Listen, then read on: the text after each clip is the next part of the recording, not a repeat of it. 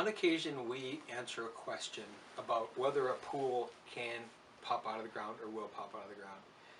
And there's a few people that in the process of selling, there's probably more than a few companies that would say, well, they can't pop out of the ground. There's no way, they weigh too much, they're too heavy.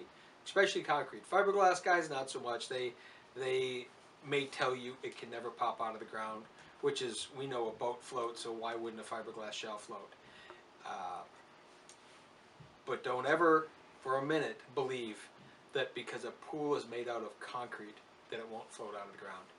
And the reason being is, if you look at the basic hydrodynamics, how water works, is that when you can displace enough water to equal the weight of the mass of whatever it is made of, that will float. Barges that haul things up and down the Yangtze River in China are made of concrete. You just have to make sure that you're displacing enough water, meaning what would be inside the pool, if that amount of water that fills that in, that would fill that inside of the pool, weighs more than that concrete shell, it will float. So anyone who thinks it won't float is wrong. Now, based on environment as to whether it's likely to or not. If you are way up on top of a hill and you're sitting on top of a pile of sand, no, because you're never likely to build up hydrostatic pressure underneath to float that out of the ground.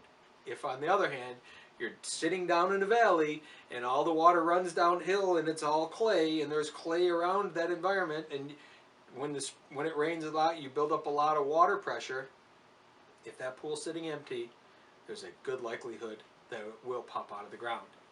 Now, this isn't theory, it's actually having seen it and seen the aftermath and the result of pools popping out of the ground.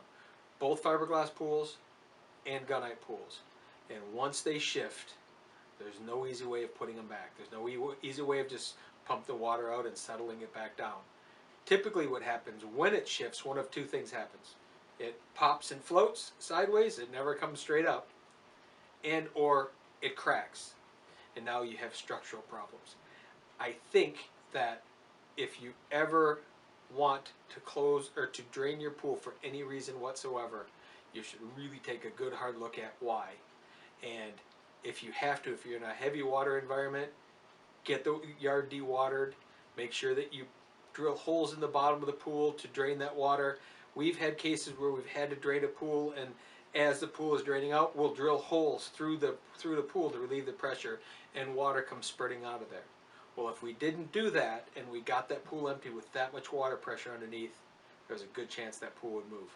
And I've seen it happen many, many times. You've got to make sure that just because someone tells you it's made out of concrete and it's heavy, it won't. Concrete can't float. It absolutely can.